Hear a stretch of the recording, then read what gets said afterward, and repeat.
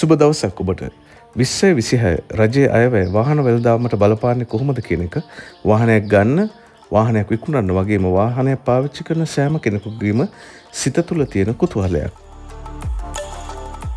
මේ තීරණය වෙන්නේ ආර්ථිකමය කරුණු කාරණා මත. විශේෂයෙන්ම අපේ රට තිබුණ තත්ත්වයට සාපේක්ෂව ඉතාමත් හොඳ ස්ථාවරයකට ඇවිත් තිබෙනවා. රජයේ 2025 වාහන ආනයනය සඳහා ඩොලර් බිලියන 1ක් පමණ භාවිත වේ යයි උපකල්පනය කරා. නමුත් මේ වන විට ඩොලර් බිලියන 2කට ආසන්න ණයවර ලිපි ප්‍රමාණයක් නිකුත් කරලා තියෙනවා. ලක්ෂ 2කට අධික වාහන ප්‍රමාණයක් ලංකාවට මේ වෙනකොට ආනයනය කරලා තියෙනවා. රජයේ අයවැය මේ තත්ත්වයන්ද සලකා බලා තීරණ ගන්නවට කිසිම සැකයක් නැහැ. ලංකාවේ අපි හිතන විදිහ හරිම සරලයි. සාර්ථක වෙන්න නම් අපේ සෑම කෙනෙකුටම වාහනයක් නම් තිබෙන්න ඕනේ. ඒ නිසා වාහන වෙළඳපොළ ප්‍රසාරණය වෙන එක නම් නවතින්නේ නැති තරම්. ඒ වගේම අපේ පොදු ප්‍රවාහන සේවාවනුත් ඒ තරම්ම කාර්යක්ෂම නැති නිසා වාහනයක අවශ්‍යතාවය සෑම පවුලකටම තදින්ම තිබෙනවා. ඒ නිසා ආර්ථිකමය වශයෙන් බැලුවහම නම්‍යශීලී නොවන ඉල්ලුමක් තමයි වාහනවලට තියෙන්නේ.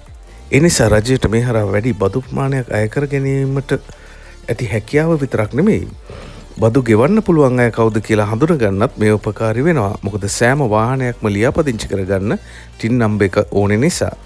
දැන් අපි බලමු ආර්ථිකයේ තත්ත්වය. අගෝස්තු 25 වන විට විදේශ සංචිත ප්‍රමාණය ඩොලර් බිලියන 6.1ක් පමණ තිබෙනවා.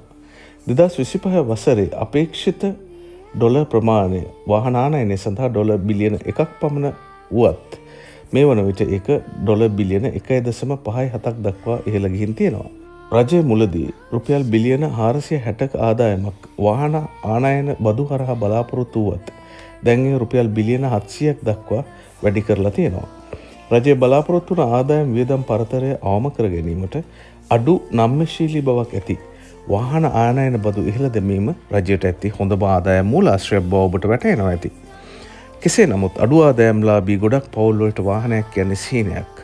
ඒ නිසා රජය අධිසුඛෝපභෝගී එනම් 1800cc වලට වඩා වැඩි වාහන වලට ආනයන බදු වැඩි කිරීම සඳහා ඇති හැකියාව ඉතාම ඉහළයි. මේ අනුව වැඩි ධාරිතාවයක් ඇති වාහනවල බදු තවදුරටත් වැඩි කිරීම සහ අඩු ධාරිතාවයක් ඇති වාහන සඳහා සහ කුඩා EV සඳහා බදු දැනට පවතින තත්ත්වයේම පවත්වාගෙන යාමක් හෝ අඩු කිරීමක් අපේක්ෂා කරන්න පුළුවන්. දෙවැනි කාරණය, මීට අමතරව රජය EV වාහන ආරෝපණයට, ඒ කියන්නේ charge කරන්න අදාළ යටිතල පහසුකම් සංවර්ධනයට අවශ්‍ය කරන දිරිගැන්වීම් ක්‍රියාත්මක කරනු ඇති.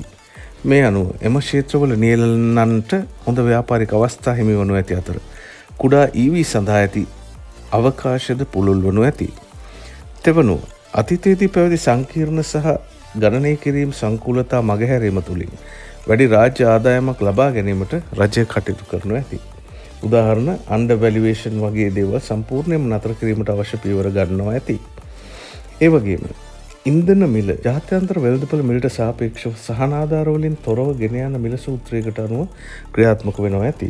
මේ අනුව ඉන්ධන මිල ඉහළ යාමත් සමග පළමුව වඩා කාර්යක්ෂම වාහන හයිබ්‍රිඩ් සහ EV සහ අනෙකුත් ඉන්ධන කාර්යක්ෂම වාහන වෙත පෞද්ගලික පාරිභෝගිකයන් යොමු වන අතරම විවිධ සමාගම් වඩා කාර්යක්ෂම බෙදා හැරීමේ ක්‍රම සඳහා අවධානය යොමු කරනු ඇති. පස්වනුව දැනට පවත්වන 60/40යි වන LTV අනුපාතය, ඒ කියන්නේ loan to value ratio අනුපාතය බොහෝ වෙලාවට 50% දක්වා ගෙන යාමට ඇති සම්භාවිතාවයද අපිට බලාපොරොත්තු වෙන්න පුළුවන් අලුත් බජට් එකකින්.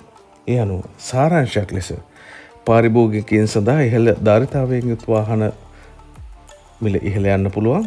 ඒ වගේම භාවිත කළ ඉහළ ධාරිතාවයකින් යුත් වාහන මිල තවදුරටත් පහත වැටෙන්න පුළුවන්. ඉන්ධන කාර්යක්ෂම දෙමුහුන් වාහන වඩාත් ආකර්ශනීය වෙන්න තියෙන ඉඩකඩ ඉතාමත්ම වැඩි. ඒ වගේම විකුණන්නන් සහ වාහන ආනයනකරුවන්ට බලාපොරොත්තු වෙච්ච විදිහට ලොකු ලාභ ලබන්න නම් හැකියාවක් නැති වෙයි. ඒ වගේම ඒගොල්ලන්ට කල්පනාකාරීව වාහන ඇනවුම් කිරීමටත් සිදු වෙනවා. මොකද නීති රීති දැඩි නිසා. ඒ වගේම ඉස්සර වගේ අවස්ථාවෙන් වැඩි ලාභ ගැනීමට ඇති හැකියාව අඩුවීම වැනි තත්ත්වයන්ුත් උදා වනු ඇති. වාහනයක් භාවිත කරනකොට ඔබට අවශ්‍ය දැනුම වැඩි කර ගැනීම සඳහා අවශ්‍ය දැනුම සපිරි මෙම channel එකට subscribe කරලා එකතු වෙන්න. ස්තුතියි.